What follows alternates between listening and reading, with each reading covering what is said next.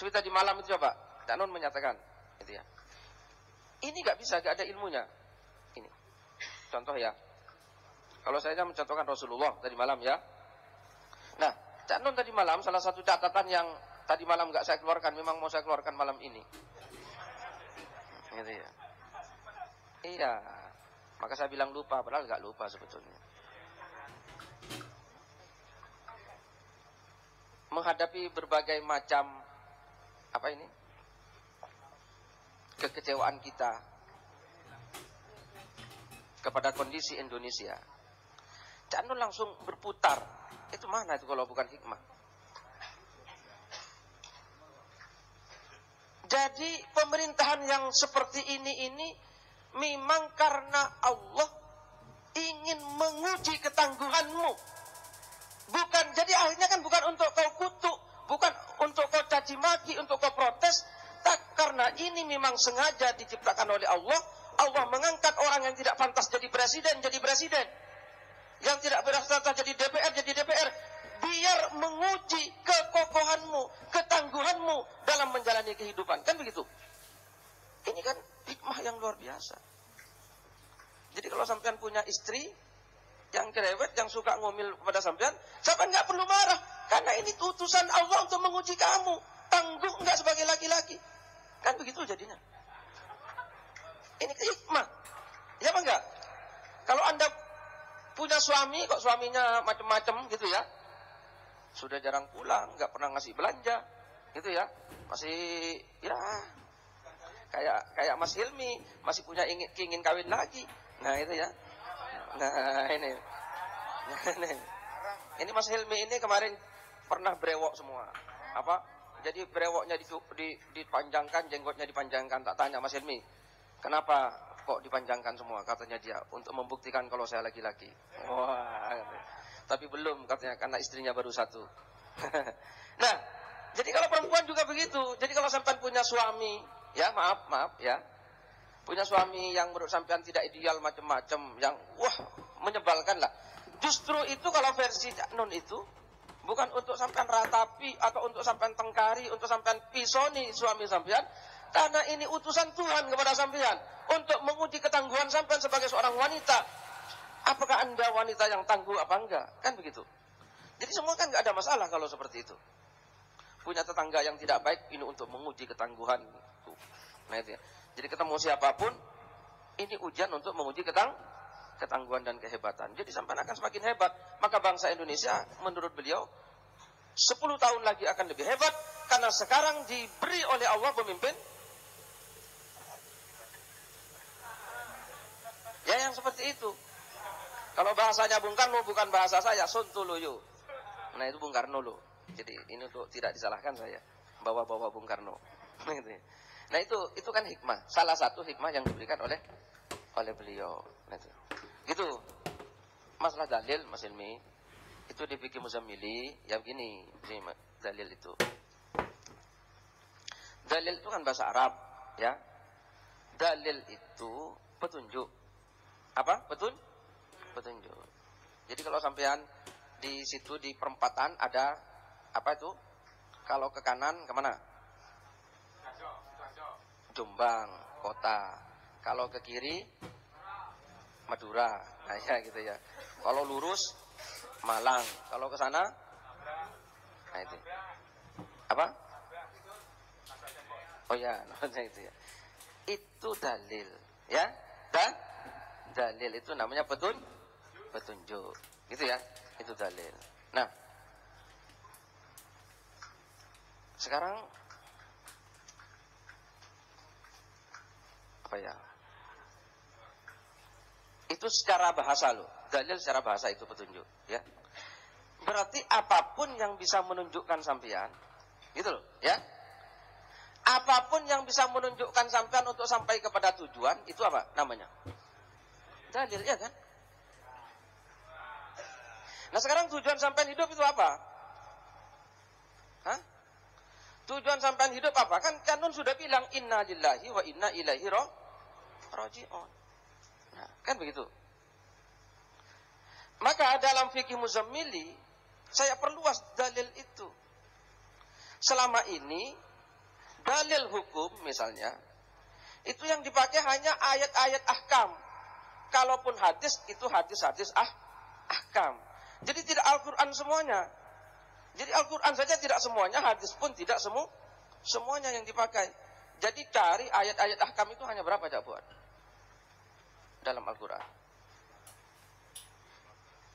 Ya hanya sekitar 15% dari sekian ribu ayat Al-Quran. Nah, itu menurut saya penyempitan kepada dalil. Maka kalau saya semua Al-Quran itu adalah dalil, semua sabda Rasulullah adalah dalil.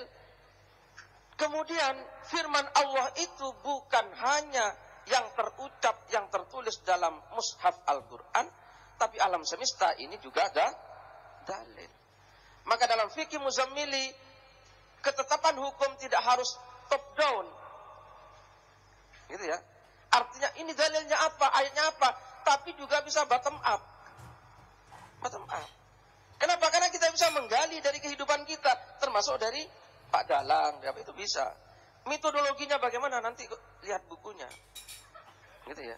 Tapi itu bisa, gitu ya. Kenapa? Karena dalil itu yang penting bisa menunjukkan kepada tujuan kita, gitu.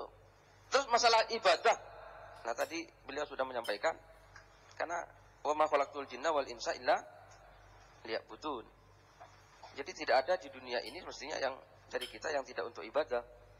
Maka kalau menurut saya ibadah itu hanya dibagi dua, gitu ya. Ibadah yang berdasarkan dalil yang khusus, terus ibadah yang berdasarkan dalil yang umum. Jadi kalau Allah sebetulnya dalilnya sudah jelas. Ibadah dalilnya apa? Ya wa ma khalaqtul jinna wal insa illa liya'budun itu. Aku tidak menciptakan jin dan manusia kecuali untuk beribadah kepadaku. Ini bahasanya bisa dipahami, Rek, ya? Aku tidak menciptakan kecuali, itu loh. Beda dengan bahasa aku menciptakan jin dan manusia untuk beribadah. Kalau aku menciptakan jin dan manusia untuk beribadah, manusia masih ada kemungkinan lain untuk tidak beribadah, gitu loh. Sedangkan aku tidak menciptakan kecuali untuk beribadah, maka kita kan tidak punya kemungkinan lain kecuali untuk beribadah hidup ini. Ada kemungkinan yang lain? Tidak ada. Nah, terus beribadah itu caranya piye? Kan begitu. Kalau memang semua hidup ini harus beribadah, piye caranya? Kan itu yang dipersoalkan orang. Nah, caranya piye? Ya untuk yang sudah ditunjukkan caranya, ikuti itu cara itu. Kan jelas. Kalau Allah sudah menunjukkan caranya, waktunya, terus bilangannya, ya ikuti. Seperti sholat, duhur, waktunya sudah jelaskan dari sini ke sini. Jumlahnya sekian. Terus caranya begitu, ya ikuti. Kemudian, ini kalau dilanggar, itu bid'ah, Mas Ilmi. Nah, saya mendefinisikan bid'ah di situ. Mungkin ini definisi fikih Muzammili. Bid'ah itu mengerjakan ibadah yang sudah jelas petunjuknya, tidak sesuai dengan petunjuk. Itu bid'ah. Gitu loh. Kemudian, untuk ibadah yang belum ditunjukkan caranya bagaimana? Ayo, bagaimana? Oh, semua harus ibadah. Bagaimana? Ya manusia bisa melakukan sendiri, gak perlu. Sudah jelas gak ada petunjuknya. Yang penting prinsip ibadahnya kita ikuti. Prinsipnya ibadah itu hanya dua. Satu, yang disembah adalah Allah Subhanahu Wa Taala, itu ya, tidak menyembah yang lain. Yang kedua, apa? Caranya tidak melanggar ajaran Islam, ya itu saja. Mungkin begitu itu, ya. Kalau tanya dalil tadi. Jadi Mas Ilmi, untuk ibadah yang khusus jelas ada dalilnya. Yang tidak ditunjuk kepada khusus gak butuh dalil. Gitu ya. Lalu dalilnya piye, Rek? Ya dalilnya suruh ibadah, ya tak ibadah. Caranya piye? Ya kita lakukan, yang penting prinsipnya sesuai dengan prinsip yang ditetapkan oleh Allah. Nah gitu loh. Jadi termasuk Mas Hilmi bernyanyi bisa ibadah. Gitu loh. Kok ibadah piye? Loh, kan aku mendekatkan diri kepada Allah dengan bernyanyi. Bisa. Dalilnya piye? Loh, ini gak ada dalilnya. Dalilnya pakai dalil semua hidup ini untuk ibadah. Ini tak jadikan jalanku untuk ibadah kepada Allah Subhanahu wa taala. Begitu Mas Helmi. Matur nuwun. Oke, saya kembangkan. Semua itu ada dalilnya. Tidak ada yang tidak ada dalilnya. Nah, ini fikih Muzamili seri kedua nanti. Loh, dalilnya apa?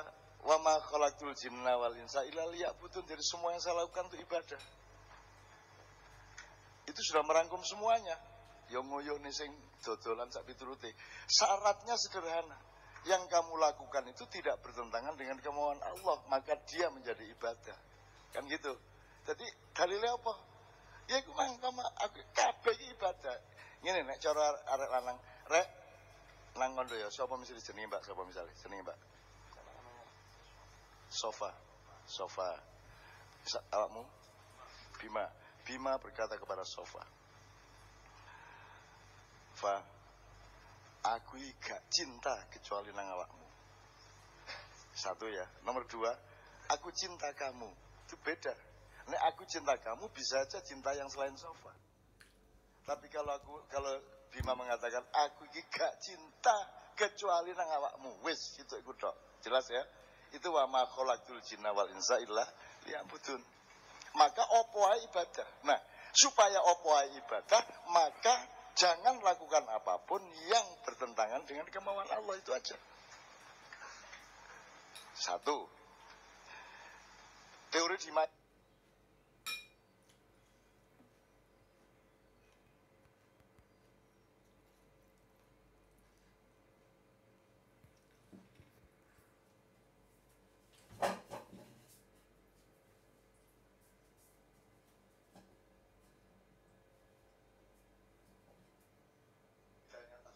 tadabbur karena jawab keputusan di Kadipiro, di pusat Ma'iyah administratifnya di sana, kita sudah tidak pakai lagi sinau bareng atau ngaji bareng, kita sekarang pakai tadaburan.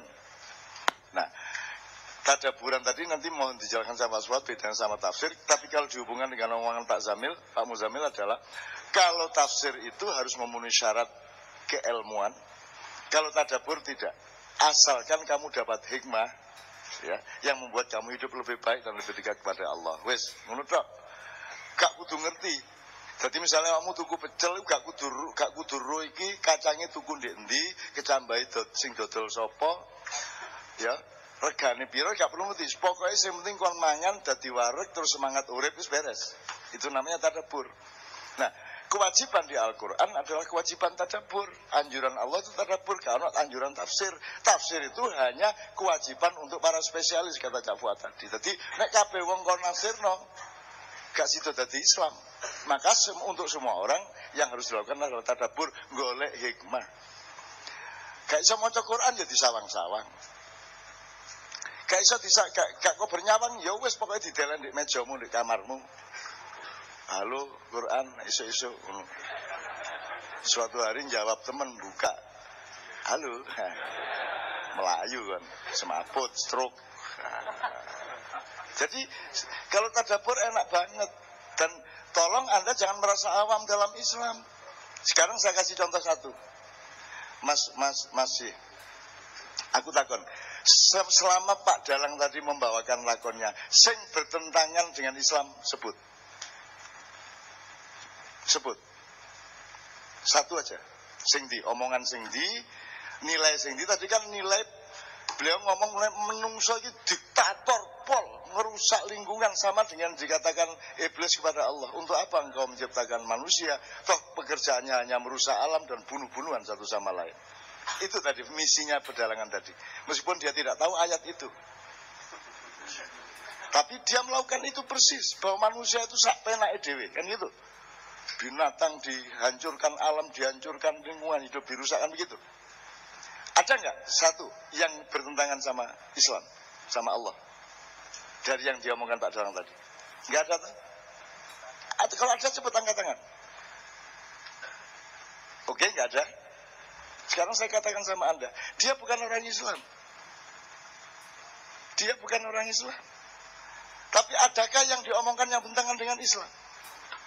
Jadi sesungguhnya Islam itu sudah ada di dalam diri setiap manusia. Cuman ada hal-hal yang manusia tidak bisa mencarinya, tidak bisa mencapainya, maka diinformasikan oleh Allah. Itu namanya firman. Misalnya orang menyelidiki babi itu tidak akan bisa karena dia punya putaran sangat panjang untuk diketahui dia berbahaya.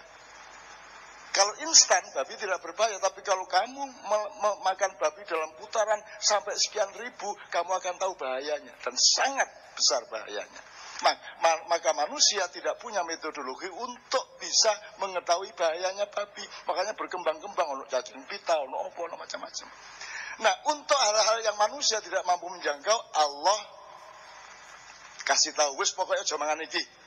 Tuh, wis kare enak awake dhewe. Jadi ada hal-hal yang Allah kasih tahu, yang kita tidak mungkin tahu kecuali Allah memberitahu. Misalnya Allah itu Rahman Rahim, ya apa oleh mundolai. On iso menyangka Allah itu pasti Maha Pengasih, Maha Penyayang, tapi gak yakin gak dikandani dhewe karo Gusti Allah.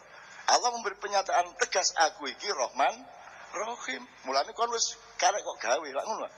Tapi nek golek dhewe lak gak yakin. Lah iya. Nah, jadi sekarang saya tanya, ini Kornel ini dari Kiai Kanjeng, dia bukan orang Islam.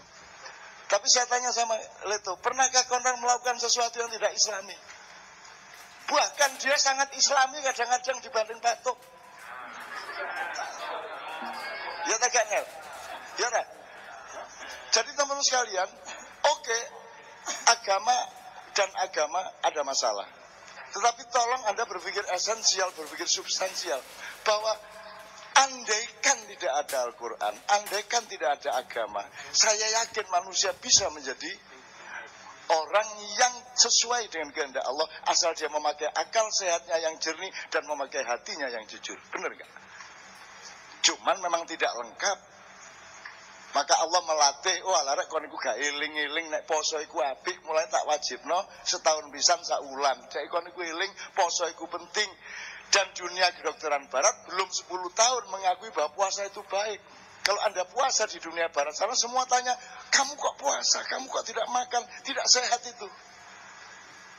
Setelah lama baru tahu ternyata tidak makan di saat tertentu, dalam durasi tertentu, lebih sehat daripada orang yang makan. Gitu loh. Amarga menungsaku keset, beler nek cara kene, wis dikai kewajiban, wis sembahyang ping 5. Dan aku iki jane gak setuju sembahyang ping 5, kudune ping 50 seperti aslinya. Cek matek kon ya. Isuk sembahyang, mari adus sembahyang, mari sarapan sembahyang, nang kantor tutup kantor sembahyang, ngojek yang ngono, ngeterno 3 kilo, wah sak kuwi sembahyang, mampir sik sampean tani juluk kok sembahyang. Jan ojek gendeng arek-arek. Slamete akhire ping 5. Jane aku setujune saiki wis ping 50 ae babak wis. Jak dosa kabeh mlebu neraka kabeh beres wis. Dimane kok taek kok ngene iki urip ngene. Ya ya, ki aku nyuwun sewa aku kasar-kasar ngono iku supaya mancep di diri Anda, gitu ya. Jadi tadabbur hikmah tadi sudah jelas, nanti mohon Cak Fuad menjelaskan.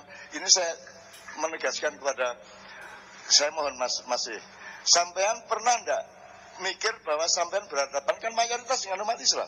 Ya. Nah, sampean apa yang pernah sampean pikirkan sebelum Kiai Kanjeng ini ya? Misinya pokoknya apa yang saya sampaikan itu adalah untuk tujuan kebaikan, bukan untuk mencela, bukan untuk menjelek-jelekan pihak lain. Dan justru sebetulnya kan sakjane sing kena paling dhisik itu ya saya sendiri. Karena Saknon tadi menyebut jane dalang iki menungso apa udu? Ya setengah lah.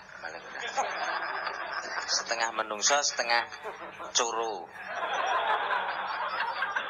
Nah, jadi apa yang saya sampaikan di dalam naskah tadi atau di dalam cerita singkat pedalangan tadi sebetulnya ya yang paling utama untuk diri saya sendiri.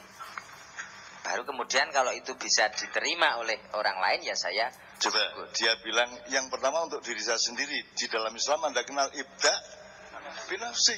Dia tidak pernah tahu kalimat itu. ibda binafsik, tapi dia secara naluriah karena dia pakai hati yang jernih, pikiran yang jujur, dia melakukan persis seperti yang dianjurkan Quran, padahal dia bukan orang Islam. Jadi saya ini berpikirnya kualitatif, substansial ya. Meskipun tetap ada masalah formal dan padatannya, tapi kita bergaul itu ojo meneh kok karo dalang sing agama itu Islam. Wong karo laler karo coro itu bisa mendapat hikmah, kan begitu. Oke, sampai teruskan kalau masih ada. Dan juga begini, kalau itu saya prihatin sebetulnya. Saya belajar dari pedalangan klasik, artinya gaya Solo, gaya Jogja. Kalau saya perhatikan, lakon-lakon wayang itu sebagian adalah yang ditonjolkan justru sabetannya, perangi, tantang-tantangannya. Nek wani rono, nek rawani rene, misalnya gitu. Berarti rawani toh itu. Gitu. Nek wani rono, nek ora wani rene, berarti ora wani. Nah, saya justru apa ya? merasa prihatin sebetulnya ya. Saya bukan meniru Pak SBY loh, prihatin bukan. Tapi kok lakon wayang kok ini kok peristiwanya pasti peperangan gitu. Perebutan Pandawa Kurawa. Nanti Romo Sinta itu untuk mengembalikan istrinya harus mengorbankan sekian ribu manusia. Untuk tahta itu harus di Tegal Kurusetra itu ada jutaan orang mati. Nah, bagaimana kalau ini agak diubah? Dan toh saya tidak tahu tentang dalil, maaf ya, apalagi bahasa Arab. Pokoknya bahasa Arab saya cuma al-qaluna wal kelekun gitu kan. Pokoknya panganan ki kolu karo kelek. Ini wis itu. Saya pikir saya juga tidak terlalu melanggar apa yang disebut pakem ya, pakem pedalangan. Seandainya saya disebut melanggar pun saya juga tidak apa-apa kan gitu. Saya pikir malaikat juga tidak akan mencatat itu sebagai sebuah dosa. Karena malaikat tidak tahu wayang. Enggak masalah saya pikir. Nah, bagaimana kalau itu agak apa ya istilahnya, kalau bisa disebut kontemporer atau seperti apa, itu karena kebetulan dari komunitas Lima Gunung itu ada yang menciptakan wayang serangga. Bagaimana, karena ini keprihatinan petani juga ternyata. Nah, ternyata serangga yang selama ini kita musuhi itu kalau kita pelajari juga ternyata ada manfaatnya. Nah, itu yang bodoh ya seperti saya ini kok tidak mempelajari ilmu-ilmu tentang serangga. Nah, bagaimana kita juga belajar dari coro, belajar dari laler, belajar dari orong-orong, belajar dari kepis, tengu dan lain sebagainya. Tengu itu kapan masuknya? Kan gitu. Kok ngerti-ngerti abang kan gitu. Nah, itu kan berarti ilmu menyelinapnya kan sangat cerdas sekali itu. Nah, itu tentang serangga. Belum juga ini baru kisahnya memang baru tentang hewan-hewan. Nah, menciptakan wayang ikan. Saya pertama kali galang itu di dalam kolam. Di kolam renang itu loh sekian. Jadi di dalam kolam. Untuk menghayati bahwa sekarang itu budaya selfie saja merusak laut. Jadi kan sekarang marak itu tuh selfie di dalam laut. Itu menginjak-injak terumbu karang. Kemudian terumbu karangnya rusak, ikannya menjadi berkurang, pada mati. Kemudian kehidupan ekosistem di laut itu kemudian menjadi tidak seimbang. Selfie merusak kok kita itu. Bunga dirusak. Tadi saya mengatakan, saya juga Borobudur mau ditingkatkan jumlah wisatawannya. Sesuai lah amblek itu Borobudur. Munggah terus piye Pak Jan. Ini agak kritik juga ya, termasuk juga untuk diri saya sendiri, terutama bahwa kita itu yo tujuan apik ini yo nganggo dipikir, diangen-angen, di apa ya? Ya kembali kita melakukan, kalau teman-teman di Magelang dinamai maneges ya. Ada maneges kudroh itu. Nah, itu saya kira seperti itu. Jadi ini pun juga wayang-wayang ini pun juga hasil dari perenungan sebetulnya. Saya mencintai wayang, saya mencintai, makanya tak plesetkan seenak saya saja, nggak masalah kok. Wong di Maiyah kok, jadi saya nggak. Kalau di tempat lain, saya iso diobong kelire ya toh. Wong Gatotkaca karo Cak Nun. Itu kan saya menghina Gatotkaca. Sok Gatotkaca seperti Cak Nun itu kan terlalu menghina. Saya kira begitu. Oke, mudah-mudahan Anda menjadi lebih luas ya.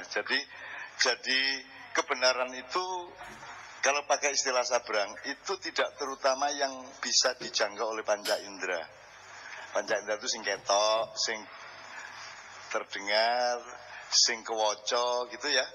Kupluan, serbanan, KTP. Mungkin itu juga mewakili kebenaran, tapi ternyata kita menjumpai minimum malam hari ini bahwa kebenaran ternyata membutuhkan ekstra yang di atas panca indera. Gitu kan? Gitu ya. Nah, mulanya ojo terlalu gumunan, ojo terlalu tergantung kepada yang tampak. Gitu loh. Saya memakai begini ini untuk menghormati Anda, bukan karena saya mengislam-islamkan diri. Aku menghormati kowe, mesake masuk aku gak nganggo ngene, gitu loh. Cak Fuad aja pakai ini kan bukan karena pengikut Maiyah ataupun enggak, ini mergo menghormati saja. Allah kan tidak ada urusan, tidak masalah. Dia nganggo capil loh, gak masalah asli ini. Allah tidak masalah, capil itu capil. Caping, gak masalah. Nganggo topi polka gak masalah. Tidak ada dalilnya. Gitu loh. Nah, oke. Jadi saya minta Anda tepuk tangan untuk Mas C ya.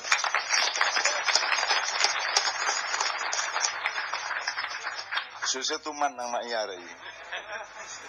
Soalnya nek kono-kono dibandem wong gitu, Maiyah ora gitu. Aman dia. Apa meneng kok nek dibandem wong, aku sing ngomong Cak Nun iki sing kok wis ora sidet bandem. Oke wong kaya ngono kuwi. Asban kok nek ana apa-apa Cak Nun sing tanggung jawab ngono kuwi. Demo ning Yojo iki. Mun wis bandem-bandeman musuh polisi kok anu iki sing kan Cak Nun wis polisi ini gak sido muring-muring gitu. Bukan karena Sunan Kalijogo, tapi saya sama polisi kan saling mencintai satu sama lain. Tidak berarti LGBT ya toh. Mudah-mudahan nanti ada waktu untuk Jafat menjelaskan kembali tadabbur dan tafsir itu ya, meskipun kita sudah memaham beberapa hal.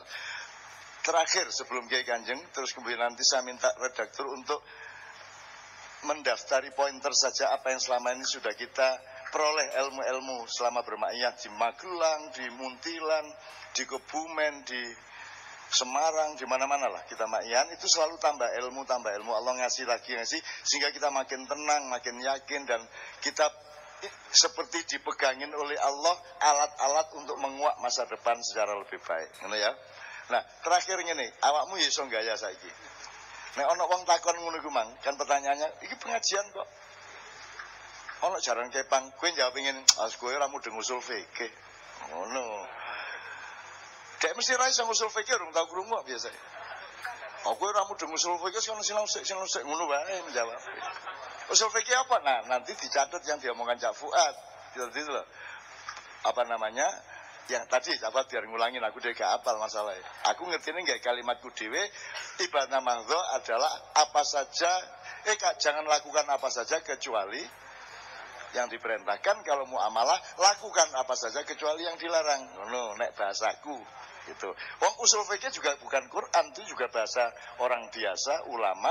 Saya juga berhak bikin, Muzamil juga berhak bikin kan begitu. Jadi kalau ditanya dalilnya apa? Ya ini sedang saya omongkan dalilnya ini. Ya apa kon niku? Saya ini langsung dari pabriknya yang namanya Quran. Saya enggak pakai sub-sub agen. Saya langsung grosirnya ini gitu loh. Gitu Rek ya. Oke, Kiai Kanjeng akan membawakan satu nomor untuk menghormati kemarin kita ke Mandar. Ini ada teman-teman Mandar, selamat datang. Malam hari ini ada teman-teman dari Mandar yang 6 orang datang ke sini, tepuk tangan. Ada teman-teman dari Bandung, dari Kebumen, dari Purwokerto, Sukabumi, Pekalongan, Semarang, Surabaya semua. Alhamdulillah. Mudah-mudahan semuanya mendapatkan hikmah dari acara kita pada malam hari ini. Ini sebuah nomor yang saya kasih syair, judulnya Aku Wis Kondo, tapi ini lagu Afrika. Harus kita hormati aslinya. Jadi yang menyanyikan ini adalah orang yang mirip Ibu Camana di Mandar, seumur beliau juga, pelantun selawat juga, namanya Fatimah binti Barokah. Tetapi nama Afrikanya adalah Bibi Kidude. Jenenge Kidude diceluk. Bi itu berarti apa ya? Bule ya, bule. Bi Kidude. Nah, dibawakan oleh Imam Islamianto, Nia sama Yuli dan Doni. Yuk, bismillahirrahmanirrahim.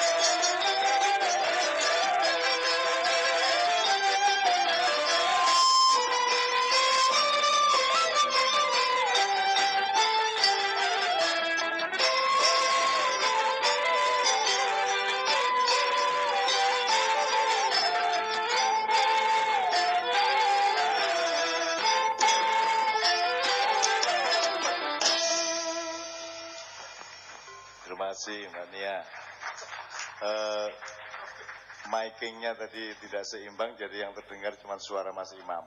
Jadi yang wedok-wedok loro gak tapek krungu mergo mungkin volumenya tambah apa nih kayak apa, gak apa-apa lah. Gini, nanti Cak Fuad saya mohon untuk memuncai ini dengan penjelasan, menegaskan kembali mengenai tadabbur dan tafsir. Sekarang saya mohon dengan sangat, iki wis mangkak wis seneng jare awakmu karo Leto, wis seneng ya karo Dalang, wis seneng, wis kenalan karo orang-orang apa semut apa meneh marek rayap segala wis lumayan lah ya. Saiki sinau ya Rek ya. Saya tanya sampai jam 3 tepat atau kalau tidak cukup lebih dikit enggak apa ya. Ya bismillah. Sekarang saya minta Mas Haryanto atau Mas Helmi terserah siapa untuk gini, pengetahuan yang oleh Allah dikasih di Magelang nek iso ya di Jombang roh, di Surabaya roh. Nek Allah enggak ini di Surabaya sing Jakarta ya roh lho ya. Jadi ilmu itu kita bagi bersama-sama untuk tahadus bin nikmah. Monggo. Terima kasih Cak.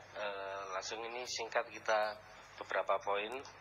Yang pertama, tadabbur kita tentang ayat yang sering diartikan oleh masyarakat sebagai bidadari, kurun. Selama ini dilambangkan dengan wanita yang cantik, wanita yang sempurna gitu.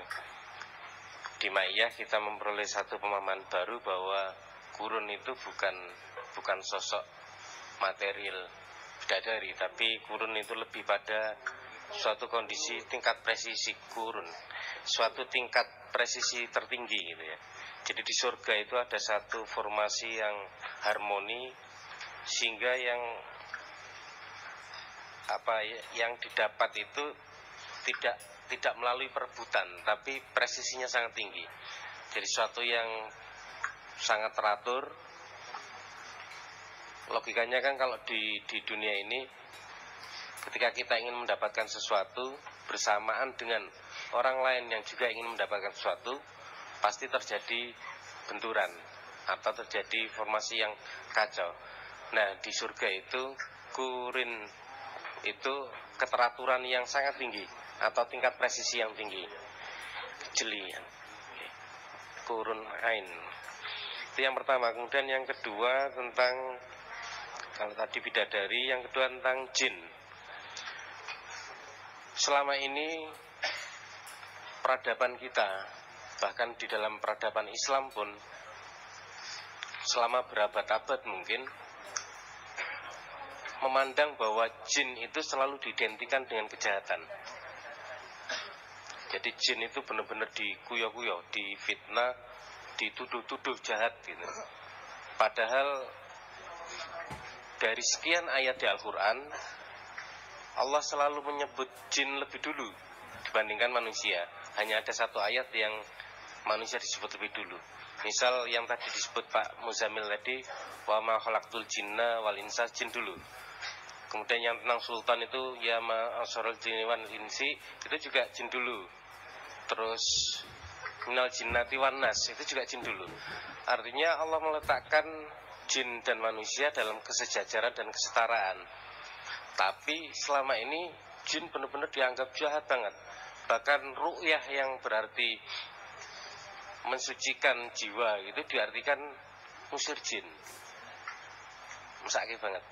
Nah, meskipun belum sampai pembahasan lebih dalam bagaimana kita berkomunikasi dan berinteraksi dengan jin itu, tapi setidaknya ada satu dasar pemahaman baru bahwa jin ini ya bodoh, sama dengan kita.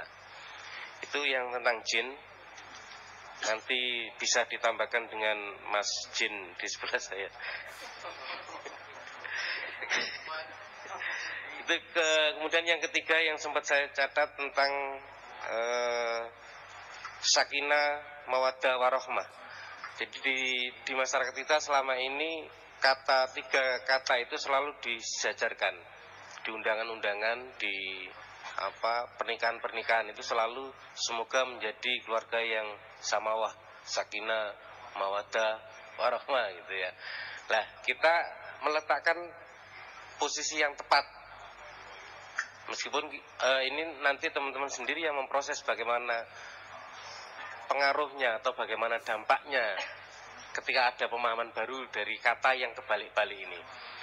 Kita merumuskan bahwa semoga yang tepat harusnya semoga menjadi keluarga yang sakinah dengan berbekal mawaddah dan warahmah. Mawaddah dan rahmah. Karena mawaddah warahmah itu sudah ada dalam setiap diri orang.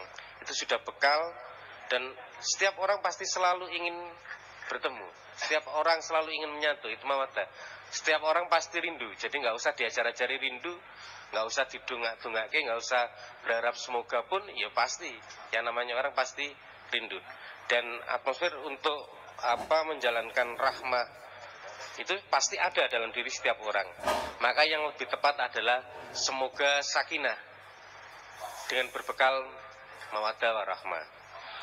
Dan yang keempat tentang bahwa agama ini sebenarnya bukan untuk membangun sesuatu, tapi agama ini jalan untuk menuju tempat di mana kita nanti membangun sesuatu itu.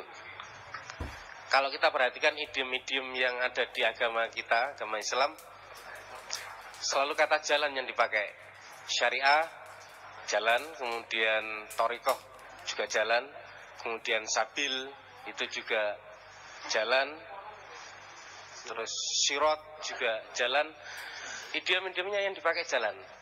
Maka beragama ini adalah sebuah proses menempuh jalan itu yang selama ini masyarakat kita atau bahkan kita sendiri juga kadang menganggap bahwa perjalanan ini harus sampai dan kita harus mencapainya di dunia ini, sehingga kebaikan pun hari ini bukan hanya kejahatan ya, bahkan kebaikan pun mengharapkan buahnya itu di dunia.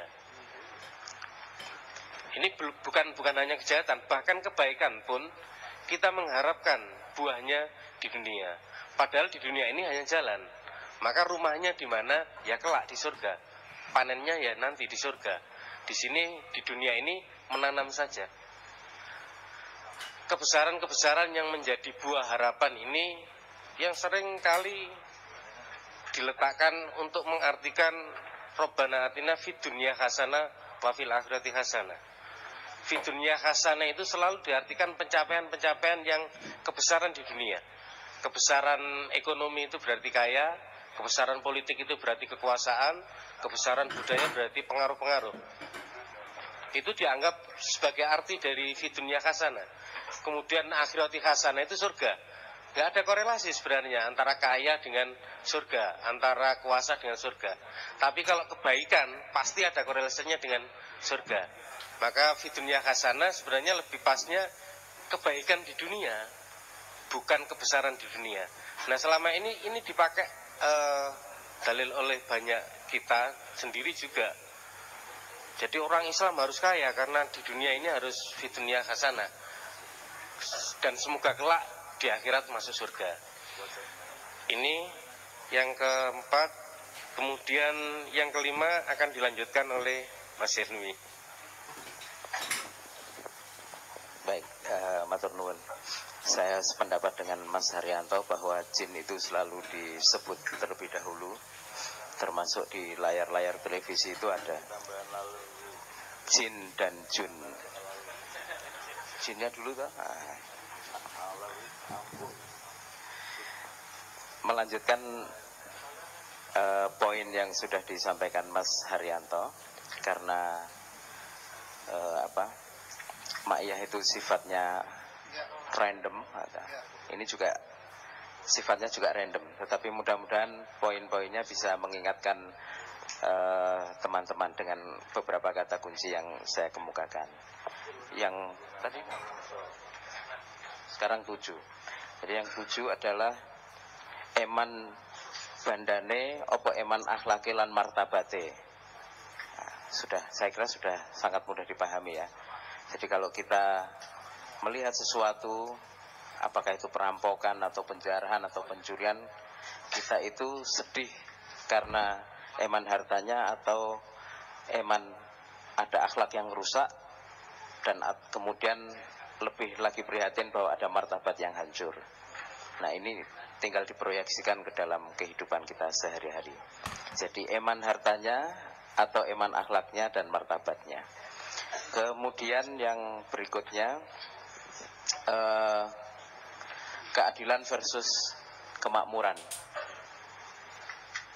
Jadi kalau kita adil pastinya makmur ya. Tetapi kalau makmur belum tentu adil, dan celakanya kita ini selalu makmur aja yang dipikir. Sampai ketua Nahdlatul Muhammadiyyin yang level kedua itu namanya makmur. Mas makmur. Itu makmur, lihat orang kok makmur terus dan seterusnya. Kita tidak punya penglihatan yang lain.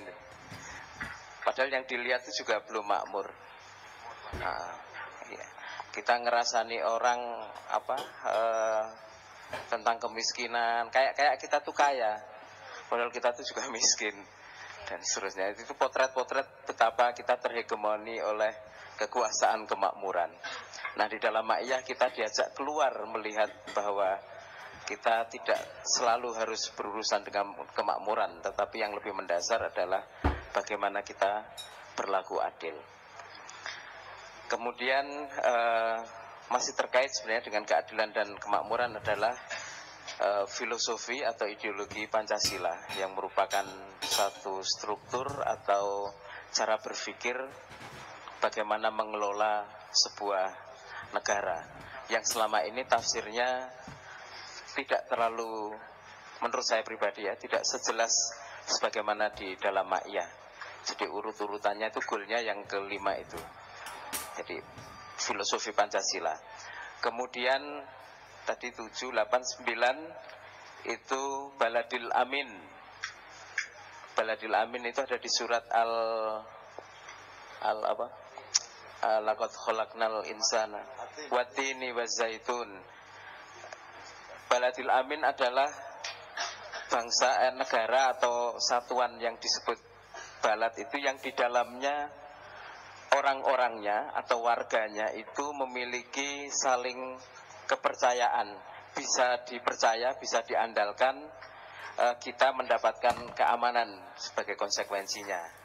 Nah, apakah saat ini kita tinggal di sebuah tempat atau negara atau satuan sosial apapun yang benar-benar amin atau tidak gitu ya. Berikutnya nomor berapa Mas? 10 ya. 10 itu agak jumping. Ini yang di Wonosobo itu. Saya menyebutnya wudu meneh ya ora apa-apa, wong wudu itu ya apik. Ini soal fikih tadi itu. Jadi kadang-kadang kita itu berdebat soal wudu, kita lupa bahwa wudu itu sesuatu yang baik. Jadi kalau kita sering wudu itu ya enggak apa-apa. Batal itu kan hanya jalan untuk wudu ya. Jadi semakin sering wudu semakin baik. Jadi jangan cari batalnya, tapi ya wudunya yang kita lihat. Jadi kita terkontaminasi, terkuasai oleh kebatalannya itu loh, bukan tentang wudunya. Makanya di dalam sunnah Nabi mohon dibenarkan kalau kita dianjurkan untuk dawamul wudu. Jadi continue wudu ya. Nah wudu yang continue itu kan mungkin ya bisa berarti kita wudu nggak pernah kentut sampai 24 jam atau nggak tidur ya, itu mungkin juga. Atau mungkin kita batal wudu lagi itu kira-kira juga dawam atau bukan kan gitu. Jadi, kepok senggol itu ya, kesenggol misalkan, kalau itu dianggap batal ya kita wudu lagi juga tidak masalah, nggak usah metenteng ora batal ora apa-apa, wudu aja solusinya. Jadi wudu sebagai solusi perdebatan yang bertele-tele itu, karena wudunya sendiri juga sebuah pahala, sebuah kebaikan gitu. Yang berikutnya ini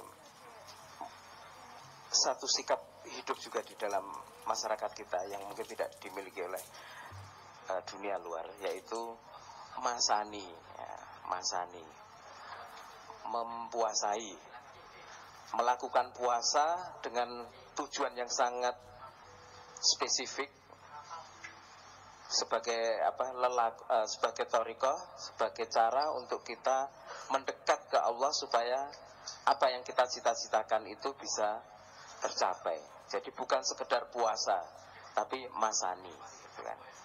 Mungkin nanti Pak Muzamil bisa menjelaskan juga itu dalam kaifiahnya seperti apa. Jadi ideologi kita adalah bukan sekedar puasa, tapi masani. Dalam situasi-situasi tertentu kita perlu melakukan masani. Nah, dalilnya apa? Ya itu tadi, wa ma khalaqtul jinna wal insa illa liya'budun. Wong itu baik. Terus Jalilio. Yang berikutnya sultan. Sultan, saya kira kita sudah sering mendengarkan itu. Jadi bukan hanya kuah, tapi juga ada sultan, di mana sultan itu gambaran kekuatan dari Allah yang sangat ekstra, kekuatan yang datang tidak terduga, kekuatan yang bersifat anomali, tetapi sangat kita butuhkan. Dan kalau kita di dalam ma'iyah ini melakukan perjuangan-perjuangan yang baik, perjuangan-perjuangan yang sungguh-sungguh di tengah banyak orang atau masyarakat melakukan atau menjalankan hal yang sebaliknya, itu berarti kita menabung peluang kompatibilitas terhadap sultan. Yang berikutnya sudah disinggung tadi, sebentar, ilalia budun ya. Ini di Mandar kemarin Pak Muzamil menggunakan ayat ini untuk menjelaskan atau merespon diskusi teman-teman teater flamboyan di rumah budaya Husni Jamaluddin, salah satu agenda di perjalanan Risalah Cinta Mandar itu. Teman-teman teater flamboyan waktu itu berdiskusi, workshop, dan menyampaikan beberapa hal yang terkait dengan kesenian atau seni teater dan lain sebagainya. Lalu Pak Muzamil merespon itu semua dengan illa liya'budun tadi itu. Jadi kalau teaternya memang tidak bertentangan dengan larangan Allah atau syariat Allah, kalau teaternya itu mendekatkan diri kepada Allah, kesenian atau apapun, seni rupa dan lain sebagainya, maka dia termasuk liya'budun. Dan logika yang dipakai oleh Pak Muzamil adalah bahwa logikanya tidak ada waktu yang tidak untuk liya'budun. Sebab itu sudah ditakdirkan, diciptakan 24 jam itu berarti kita liya'budun. Maka solusinya seperti itu. Kita lakukan apapun dengan kesadaran dan niat itu sebagai ibadah, supaya kita sinkron dengan takdir yang ditetapkan oleh Allah kepada kita. Kemudian hidup dan mati. Jadi kita nanti setelah hidup mengalami kematian, kemudian dihidupkan kembali, kemudian mati lagi, dan berikutnya hidup abadi di surga, gitu ya. Kholidina fiha abada. Jadi kesadaran kita itu sangat selama ini terlalu sepenggal. Padahal kalau kita mau melihat, misalkan umur kita hanya 80 tahun, sementara alam semesta ini sudah miliaran tahun ada dan diciptakan, maka betapa kecil hitungan hanya 80 tahun gitu. Tetapi sesungguhnya kalau kita melihat dari garis yang lain, dari tujuan yang panjang, tujuan mengabdi kepada Allah, menjangkau menuju surga, maka sesungguhnya hidup kita itu juga sangat panjang sebenarnya. Maka Cak Nun memberi rumus, kalau kamu itu tidak jenak atau merasa kok cepet gitu, itu hidup tujuan kita itu kurang istilahnya itu kemarin. Ya, jadi kita jenak atau tidak itu indikator kita sendiri itu tujuannya mau kemana gitu loh. Kalau kita berjuang itu rasanya cepet gitu, moro-moro kok wis entek, kok wis jam 2, ngeri-ngeri jam 4, padahal kita mau urung rampung. Dan harap diketahui bahwa kita bermakyaan kita janjiannya 24 jam berpikir tentang ilmu, bermajelis, menimba bekal hidup, mencari pemahaman, mencari jalan yang baik, mencari solusi, tidak pernah berhenti. Seperti yang sedang Kiai Kanjeng alami ini, sudah hari keberapa ini? Ke-8, setiap malam pulang jam 3, bahkan saya sudah belum tidur sejak kemarin. Ya saya nggak curhat sih. Enggak, tapi itulah. Jadi kalau terlihat agak ngantuk-ngantuk, mohon dimaafkan karena memang waktu itu seperti nggak mencukupi untuk sebuah pergerakan kebaikan dan perjuangan. Jadi kalau kita merasa kok tidak cukup, berarti kita insya Allah berada dalam yang baik. Ini kok suwi, kok gak gak rampung-rampung, berarti ada yang tidak beres. Kemudian wala tansa nasibaka. Jadi ini juga idiom yang Cak Nun suka pakai juga. Kadang-kadang menjawab, ya wala tansa nasibaka. Jadi ini sekedar untuk tidak lupa terhadap nasib atau bagian di dunia. Sehingga kalau kita punya kesadaran wala tansa nasibaka, kita melakukan sesuatu itu ya tidak bentoyong. Ini sekadar untuk wala tansa nasibaka. Berbeda dengan orang yang tadi itu makmur aja. Ini kita berada di wala tansa nasibaka minad dunya. Ambangane ora. Kemudian ini masih satu rombongan. Hidup itu adalah jahdu, jihad.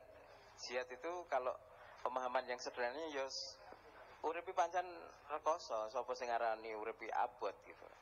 Jadi persentase kesadaran kita yang paling besar adalah bahwa hidup itu memang perjuangan, tantangan, upaya-upaya yang harus kita lakukan semaksimal mungkin untuk mencapai sesuatu yang baik, sesuatu yang kita cita-citakan.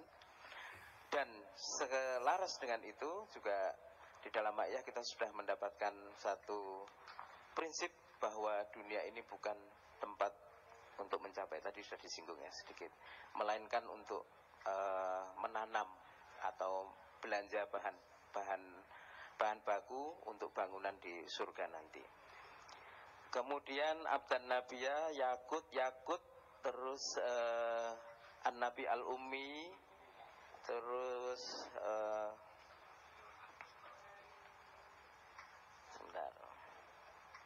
Ada satu sih, tapi mungkin bukan istilah, tapi sebuah peristiwa. Jadi yang beberapa waktu terakhir saya pribadi rasakan itu ilmu hidup atau ilmu yang diberikan kepada kita itu secara gamblang dan nyata saya melihat itu adalah bagaimana Allah memperlihatkan kepada kita mengenai tauhid gitu ya. Tauhid, ketinggian kita tergantung terhadap ketergantungan kita kepada Allah, dan itu tauhid ternyata itu bisa untuk menjawab. Itu saya lihat sangat nyata ketika Mak Yan di Manyar bersama buruh. Waktu itu saya ikut diminta Cak Nun ke depan, dan dengan cara itu saya melihat secara langsung bagaimana Cak Nun merespon begitu banyaknya persoalan-persoalan, pertanyaan tentang upah, tentang ketidakadilan antara perusahaan atau manajemen dengan buruh, dan buruh yang segitu banyaknya menuntut gaji yang tinggi, perbaikan ngotot, bentoyong dan seterusnya. Itu mereka lupa bahwa kita sendiri ya nggak jelas ya nih. Tapi karena orang itu sibuk dengan kepentingannya ya nggak sempat melihat orang lain. Padahal kalau kita mau bicara lebih detail di Kadipiro itu tiap hari itu isinya orang pada datang dan tidak ada yang membawa kabar gembira. Semuanya kabar yang menyedihkan, mengharukan, membuat kita itu ngeri lah gitu ya. Mulai dari utang butuh uang sampai keluarga yang berantakan, terus apa lagi? Orang yang bingung, orang yang gila, orang yang minta kawin.